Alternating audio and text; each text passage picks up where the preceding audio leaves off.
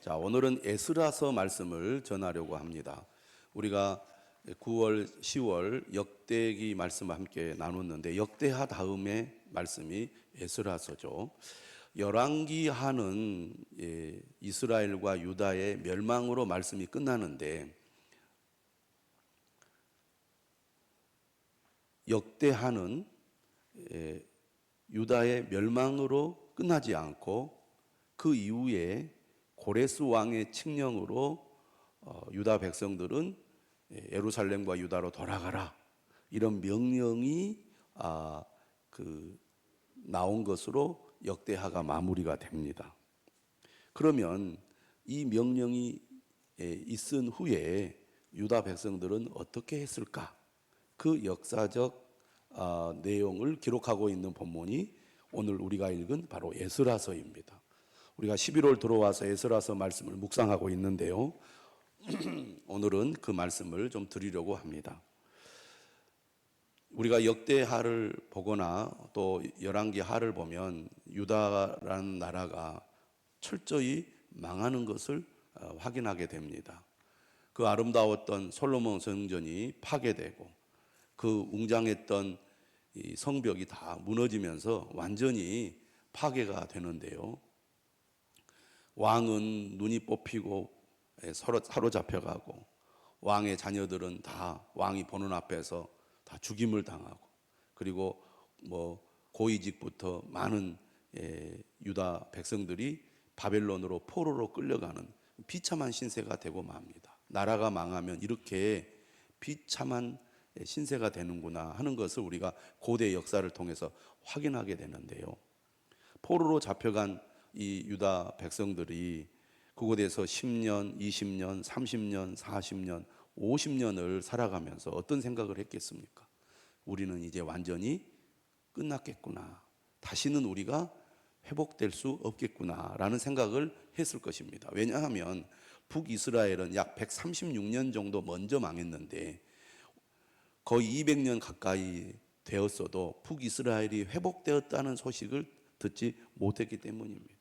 우리도 이제 끝났구나 라고 생각을 했을 겁니다. 그런데 하나님께서 나라가 망하기 전에 누구를 통해서 하나님께서 약속을 하셨냐면 에레미야 선지자를 통해서 약속을 합니다.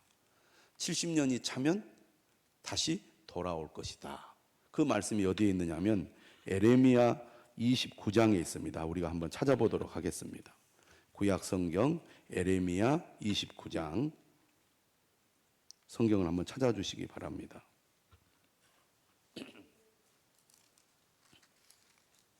29장 10절입니다. 1097페이지에 있죠. 같이 한번 읽어볼까요? 여호와께서 이와 같이 말씀하시니라. 바벨론에서 70년이 차면 내가 너희를 돌보고 나의 선한 말을 너희에게 성취하여 너희를 이곳으로 돌아오게 하리라. 70년이라는 세월은 매우 긴 세월이죠. 그런데 유다가 언제 망했냐면 주전 586년경에 망하고 바사왕 고레스가 칙령을 내린 것은 주전 538년입니다. 그러니까 약 50년간의 기간이죠. 그런데 이 70년이라는 기간을 우리가 어떻게 계산을 하느냐면 바벨론이 한 번 침략한 게 아니었습니다. 세 차례 침략을 하거든요. 첫 번째가 바로 주전 605년입니다. 그리고 두 번째가 597년, 그리고 세 번째가 586년이거든요. 그러니까 605년에 침략했을 때도 일부 이 유다 백성들이 포로로 잡혀가고 2차 침략했을 때도 또 유다 일부 백성들이 포로로 잡혀가거든요. 그러니까 주전 605년부터 계산을 하면 이제 거의 70년이 되는 겁니다. 그런데 이처럼 길게는 70년, 60년, 50년 이렇게 포로로 잡혀가서 그곳에서 생활하면서 많은 그 백성들이 그곳에서 이제 숨을 거두고 거기에서 태어난 이제 그 자녀들이 성장을 해가지고 중심을 이루게 되지 않겠습니까? 그러니까 대부분의 사람들은 망하기 전에 예루살렘을 본 적도 없고 망하기 전에 성전을 본 적이 없습니다. 그리고 애국에서 오랫동안 살아가다 보니 바벨론의 문화에 이제 젖어들어서 아마 민족의 정체성도 많이 흐려졌을 것입니다. 그냥 이곳에서 사는 것이 당연하고 또 앞으로도 이곳에서 계속 살아야 되겠다, 이런 생각들을 하고 살았을 것 같습니다. 그런데 하나님께서 예언하고 약속한 대로 때가 되니까 정말 생각지도 못한 일이 일어나고 만 겁니다. 어떻게 그런 일이 일어났느냐?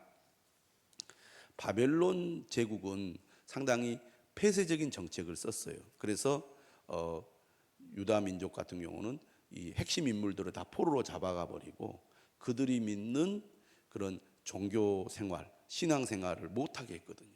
그런데 바사 왕 고레스, 다시 말하면 페르시아의 왕인 고레스는 매우 그 관용 정책을 펼쳤습니다. 그래서 자신들이 살던 고국으로 돌아가도록 허용하고 또 자신들이 믿던 신을 섬길 수 있도록 또 허용을 했습니다.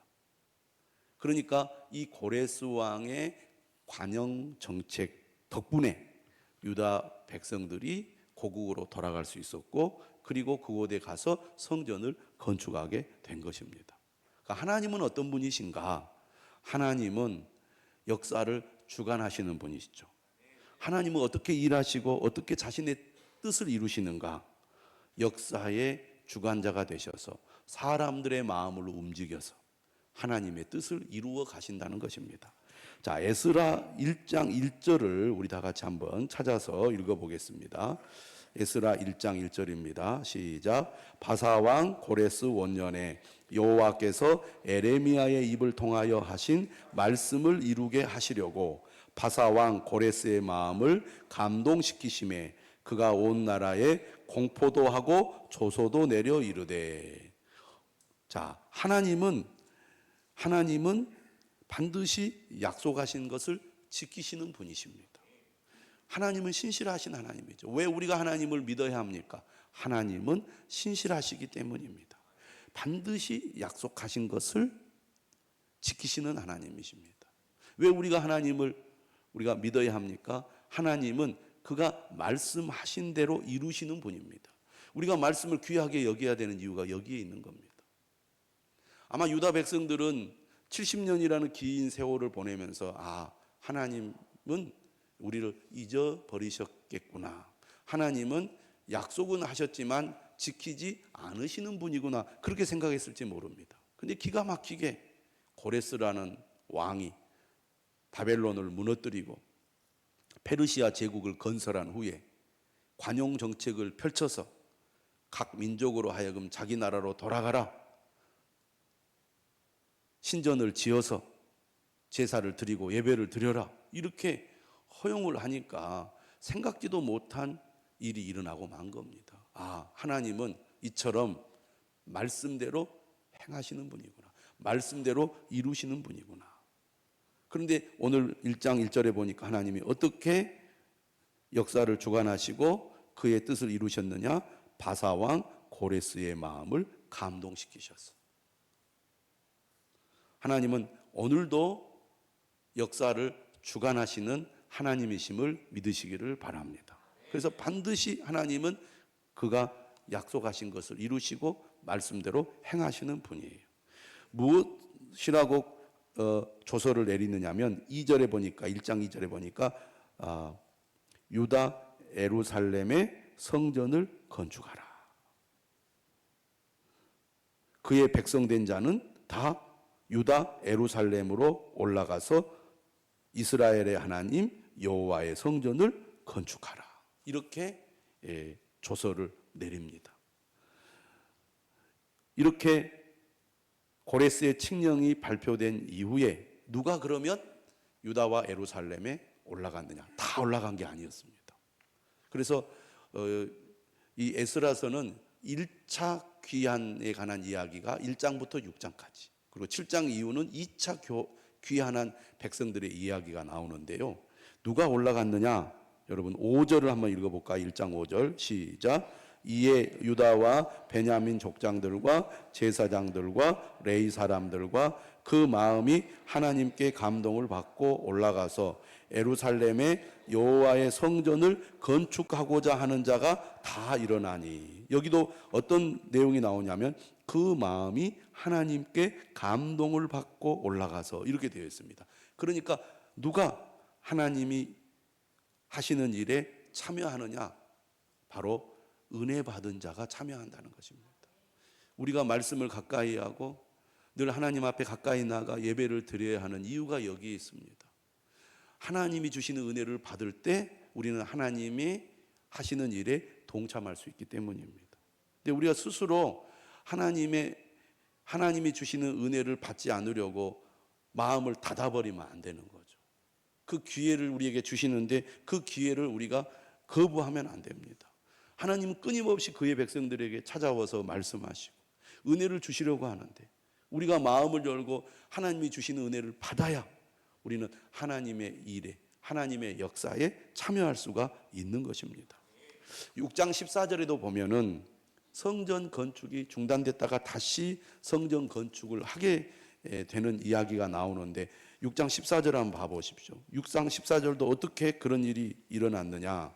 14절에 보니까 선지자 학개와 스가랴, 우리 성경에 기록된 바로 그 학개와 스가랴입니다. 이 학개와 스가랴가 하나님의 말씀을 전했습니다. 용기를 가지고 성전을 건축하도록. 그 말씀을 듣고 용기를 얻어가지고 다시 성전 건축을 시작하게 되므로 결국 성전 건축한 일이 형통하게 됩니다. 우리가 말씀을 들을 때 힘을 얻게 되고, 말씀을 듣고 힘을 얻을 때 우리가 믿음으로 행동할 수가 있게 되는 것이죠. 이처럼 하나님은 어떻게 자신의 뜻을 이루시느냐? 사람들의 마음을 감동시키셔서 하나님의 뜻을 이루시는 것입니다. 그러니까 하나님은 사람을 통해서 일을 하시는데, 하나님의 은혜를 받아 마음이 감동된 자를 통해서 하나님은 일하시는 것입니다. 할렐루야.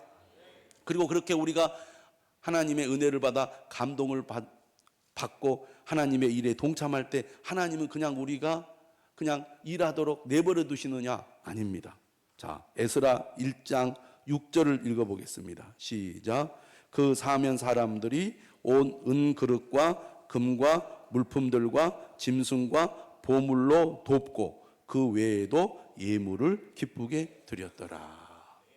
유다 백성들이 바벨론에서 돌아올 때 그 주변 사람들이 이 유다 백성들에게 은그릇도 주고 또 금과 물품들도 주고 짐승과 보물을 주어서 그들이 빈손으로 돌아가지 않게 했다는 얘기입니다. 누가 그거를 하게 만들었느냐? 하나님이 그렇게 만드신 거예요. 이스라엘 백성들이 애굽에서 출애굽할 때도 애굽 사람들이 그들에게 필요한 것들을 공급해 주도록 하나님이 하셨습니다. 여러분, 우리가 믿음으로 하나님의 뜻을 따를 때 하나님께서는 우리를 그냥 세상에 내보내지 않으시고 반드시 돕는 자들을 통하여 우리의 필요를 공급해 주심을 믿으시기를 바랍니다.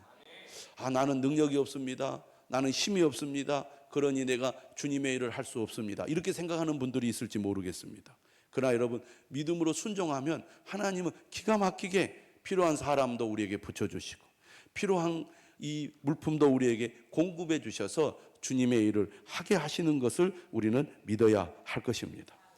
이처럼 하나님의 은혜로 기가 막히게 그들이 문이 열려서 절대 일어날 것 같지 않은 예루살렘 귀환이 성사되었습니다. 그래서 그들이 오늘 본문에 보면 이제 예루살렘과 유다로 돌아와서 1절에 보니까 각자의 성읍에 살게 되는데 7째 달에 이르러서 일제히 예루살렘에 모이게 됩니다. 7월 달에 모이게 된 것이죠. 그리고 모여서 제일 먼저 뭘 했느냐? 오늘 3장 1절에서 6절에 보면 이스라엘 이 유다 백성들이 귀환한 후에 제일 먼저 한 일이 뭐냐면 바로 제단을 세우고 번제를 드리는 일이었습니다. 다시 말하면 하나님께 예배 드리는 일을 가장 먼저 했다는 것입니다. 유다 백성들이 왜 망했습니까? 하나님을 배반했기 때문입니다. 하나님을 등졌기 때문이죠. 하나님 아닌 것을 하나님보다 더 사랑하고 가까이 했기 때문입니다. 그래서 무엇보다도 그들에게 필요한 것은 뭡니까? 하나님과의 관계를 회복하는 것입니다. 하나님과의 관계를 회복하는 데 있어서 가장 먼저 회복되어야 할 것이 뭡니까? 예배의 회복입니다. 여러분, 우리가 은혜를 받고 영적인 힘을 얻어서 믿음으로 살아갈 수 있는 그 동력을 어디에서 얻습니까? 예배에서 얻습니다. 너는 예배를 늘 드려도 그런 힘을 못 얻는데요, 이런 분들이 있을지 모릅니다. 여러분, 내 예배 생활이 하나님이 기뻐 받으시는 예배 생활인지 돌아보시기를 바랍니다. 우리가 신앙생활을 오래 하면 생기는 문제가 뭡니까? 이게 이제 형식적인 예배 생활, 형식적인 신앙생활이 되기가 쉽다는 것입니다. 정말 은혜를 간절히 사모하고 하나님의 은혜를 정말 간절히 바라면서 적극적으로 예배에 참여해야 되는데, 우리의 예배가 그저 그냥 습관적이고 형식적인 예배에 머물 때가 많다는 것이죠. 성도의 부흥, 또 교회의 부흥에는 반드시 예배의 부흥이 있는데, 예배의 부흥을 우리가 살펴보면 어떻게 예배를 드립니까? 그냥 가만히 조용히 예배를 드리는 게 아닙니다. 온 힘을 다하여 뜨겁게 하나님을 찬양하고 예배하는 것을 보게 됩니다. 저는 여러분들이 그런 마음과 정성으로 예배에 참여할 수 있기를 바랍니다. 그래서 제가 늘 여러 번 강조했습니다. 예배가 살려면 무엇보다도 찬양이 살아야 됩니다. 찬송이 살아야 돼요. 오늘 본문에 보면 여러분 뒤에 11절에 이런 내용이 나오죠. 모든 백성이 여호와의 성전 기초가 놓임을 보고 여호와를 찬송하며 큰 소리로 즐거이 부르며. 12절에도 나오죠. 13절에 12절에 이렇게 나옵니다. 여러 사람은 기쁨으로 크게 함성을 지르니 백성이 크게 외치는 소리가 멀리 들리므로 즐거이 부르는 소리와 통곡하는 소리를 백성들이 분간하지 못하였더라. 그래서 예배가 살아난다, 예배가 회복된다는 것은 무엇보다도 찬송이 회복된다는 것입니다.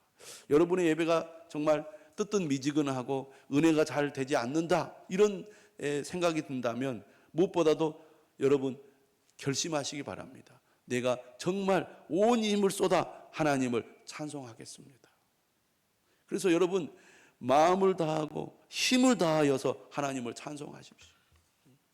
정말 온몸을 쏟아서 여러분 찬송해 보시기 바랍니다. 그렇게 여러분들이 예배 자리로 나아갈 때 하나님께서 은혜를 회복할 수 있도록 도와주실 줄로 믿습니다. 특별히 오늘 본문에 보니까 그들이 어떻게 예배를 드렸느냐, 예배를 드렸느냐. 2절에 이런 말씀이 나와요.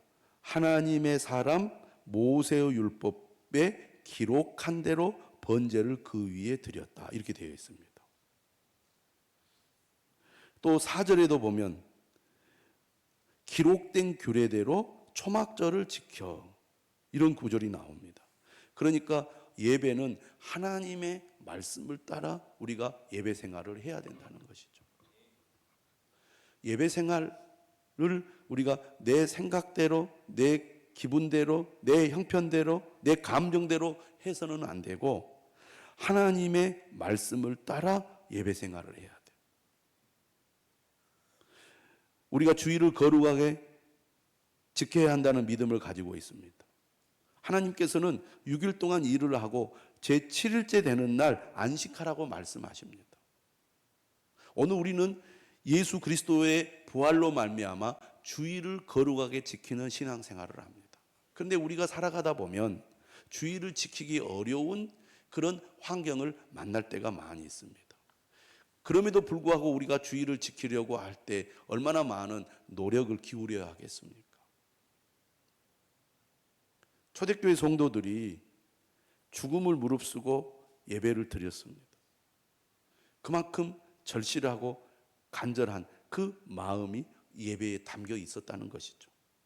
오늘 우리도 하나님의 말씀을 따라 우리의 삶의 형편과 환경이 어려울지라도 어떻게 해서든지 말씀대로 예배 생활을 해야 되겠다는 의지를 가지고 하나님 앞에 나아갈 때 하나님 그 마음의 중심을 보실 줄로 믿습니다.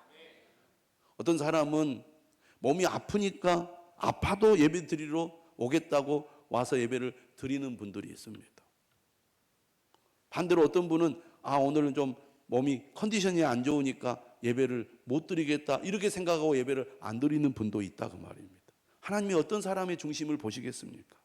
어떤 형편과 환경 속에서도 말씀을 따라 예배를 드리려고 하는 그 마음을 기뻐 받으시지 않겠습니까? 오늘 본문에 보면은 이런 이 단어들이 나와요. 4절에도 보면은 이런 말이 나옵니다. 매일 정수대로 날마다 드리고, 또 5절에 보면 그 후에는 항상 드리는 번제와 이런 표현이 나옵니다. 그러니까 어떻게 예배를 드렸느냐? 항상, 매일, 그 다음에 모든 거룩한 절기의 번제와 또 사람이 여호와께 기쁘게 드리는 예물을 드리되, 예배의 이 예배의 자세를 보면 항상 하나님 중심의 자세가 되어 있고 예배를 삶의 우선순위에 두는 모습을 보여주고 있습니다. 그리고 그 예배에 정성이 깃들어 있어요. 그 예배를 하나님이 기뻐 받으신다는 것입니다. 여러분, 예배가 회복된다는 것은 하나님과의 관계가 회복된다는 것을 의미합니다. 역대기를 보면 우상 숭배하는 백성들의 특징이 뭡니까? 바로 예배를 소홀히 여겼다는 것입니다. 그러다 보니까 무엇이 문제가 발생하냐면 성전이 다 무너지고 성전이 다 훼손이 됐어요. 그래서 오늘 본문에 이 유다 백성들이 돌아와서 첫 번째는 예배를 드렸고 두 번째는 성전을 건축하는 것을 보게 됩니다. 오늘 8절 이하의 본문은 성전 공사를 시작하는 내용의 말씀입니다. 역대하에 이 우상 숭배자들은 철저히 성전을 훼손했다면 개혁하는 이 왕들은 성전 수리를 힘썼습니다. 하나님과의 관계를 회복하기 위해서는 무엇보다도 예배가 회복이 되어야 되는데 예배가 회복이 되려면 성전 건축이 매우 중요했습니다. 오늘날 우리가 참된 예배 생활을 하려면 무엇이 중요합니까? 바로 교회를 귀하게 여겨야 합니다. 교회 공동체를 우리가 귀하게 여길 때 예배를 귀하게 여기게 되기 때문입니다. 믿음이 약해지고 하나님과의 관계가 멀어지는 신호가 뭡니까? 첫째는 교회를 멀리하게 됩니다. 교회를 가볍게 여기게 돼요. 그리고 예배를 등한시하게 됩니다.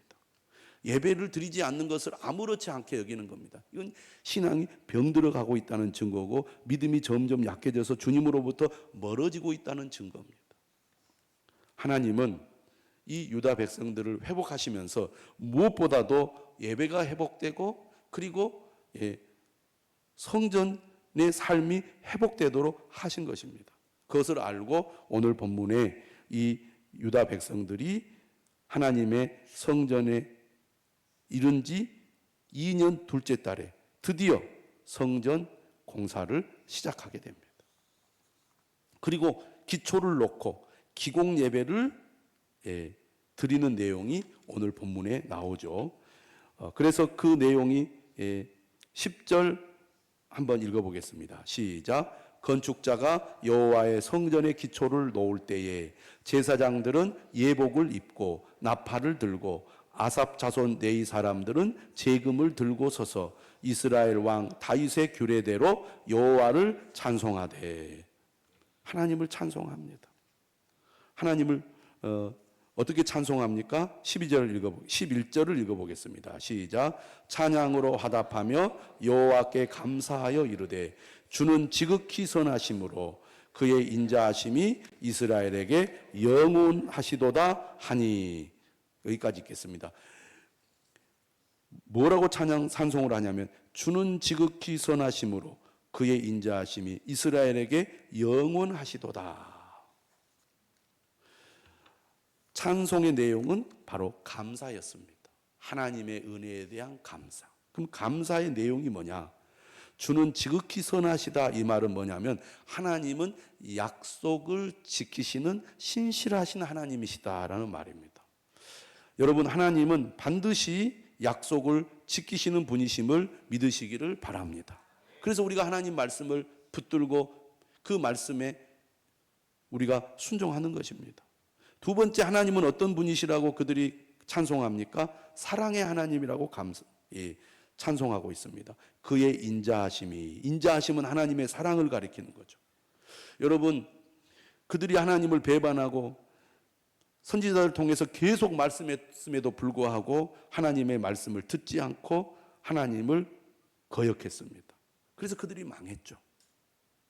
영원히 버림받을 줄 알았는데 하나님은 그들을 향한 사랑을 여전히 가지고 계셨고, 그들을 사랑하셨기 때문에 때가 되니까 그들을 다시 예루살렘으로, 유다로 돌아오게 하신 것입니다. 하나님은 신실하신 하나님이시죠. 사랑의 하나님이시죠. 영원하시도다는 말은 하나님의 신실하심과 사랑은 변함이 없으시다는 말씀입니다. 이스라엘 백성들이 얼마나 이랬다 저랬다 변화가 많았습니까? 그러나 하나님은 변함이 없으신 하나님이십니다. 우리가 하나님을 끝까지 믿고 신뢰할 수 있는 이유가 여기에 있는 것입니다. 사람은 우리가 믿을 수 없지만 하나님은 우리가 믿을 수 있는 분입니다. 그러므로 우리 또한 이 신실하신 하나님, 사랑의 하나님, 변함없으신 하나님을 굳게 믿고 찬양하며 그분의 은혜에 감사하는 우리 모두가 되어야 할 줄로 믿습니다. 오늘 11절 하반절에 말합니다. 모든 백성이 여호와의 성전 기초가 놓임을 보고 여호와를 찬송하며. 이것은 뭘 말합니까? 우리를 회복해 주신 은혜를 감사하는 찬송이라고 하겠습니다. 회복되지 않을 줄 알았는데 하나님이 우리를 회복시켜 주셨습니다. 이 감사예요.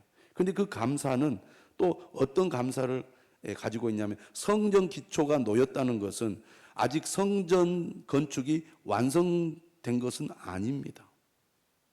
그런데 성전 기초가 놓였다는 것은 이 성전 건축이 완성될 것을 미리 내다보았다는 것이죠. 그것을 믿고 있다는 얘기입니다. 기초가 놓여졌으니 이 성전 건축도 완성될 것입니다 라고 믿는 거죠. 여러분, 아직 완성되지 않았지만 미래에 완성될 것을 믿고 감사하는 그 찬송이 오늘 본문의 유다 백성들의 찬송입니다. 여러분, 지금까지 우리를 인도해 주시고 우리와 함께 하신 하나님이 앞으로도 우리의 삶을 인도해 주시고 우리의 필요를 공급해 주실 것을 굳게 믿고 감사하는 여러분들이 되시기를 바랍니다. 추수감사절은 지난 한 해 동안 베풀어 주신 은혜에 대한 감사이면서 또 앞으로도 하나님께서 우리의 삶에 필요를 공급해 주시고 은혜를 주실 것을 믿고 드리는 감사라는 사실을 여러분 기억해 주시기를 바랍니다. 오늘 큰 소리로 즐거이 불렀다는 것은 받은 은혜가 클수록 감사도 커야 한다는 것입니다. 은혜가 클수록 하나님 앞에 감사도 클 수밖에 없어요. 그런 의미에서 우리의 감사에는 정성이 담겨져 있어야 될 줄로 믿습니다. 지난 11개월 동안 하나님께서 여러분에게 베푸신 은혜가 무엇입니까? 그 은혜를 여러분들이 돌아보면서 헤아리십시오. 그래서 그 받은 은혜가 얼마나 큰지 여러분들이 잘 살펴보면서 받은 은혜만큼 여러분들이 하나님께 감사를 드리시기를 바랍니다. 오늘 본문 마지막 12절에 이런 내용이 나왔어요. 이제 이 나이 많은 족장들은 첫 성전을 보았으므로 이제 이 성전의 기초가 놓임을 보고 대성통곡하였으나. 우리가 하나님 앞에 죄를 지어서 이런 고통을 겪었구나. 그런데 하나님은 우리를 내버려 두지 않고 이 고통을 통과하고 고난을 통과하여 다시 우리를 회복시켜 주셨구나. 한편으로 하나님 앞에 회개의 눈물이 나오면서 또 한편으로는 회복해 주신 하나님의 은혜가 너무 크니까 그들이 대성통곡을 한 겁니다. 그게 1세대 사람들의 이 고백이었던 것이죠. 2세대 사람들은 기쁨으로 크게 함성을 질렀어요. 그 소리가 서로 합쳐져서 멀리 있는 사람들이 듣기에는 이게 우는 소리인지 웃는 소리인지 구분이 안 될 정도로 매우 감격적인 그런 소리가 들렸던 것입니다. 여러분, 우리도 하나님이 주신 은혜, 비록 우리의 삶이 지난 기간 동안 고통의 삶이었다 할지라도 그 가운데서도 우리와 함께 하시고 우리를 돌보시고 우리를 인도해 주신 그 하나님을 기억하면서 감사해야 될 줄로 믿습니다. 고난 가운데서도 그 은혜를 기억하며 감사했던 이 1세대 사람들처럼 우리도 어떤 상황 속에서도 하나님께 감사하는 저와 여러분들이 되시기를 주님의 이름으로 축원합니다. 찬송하겠습니다.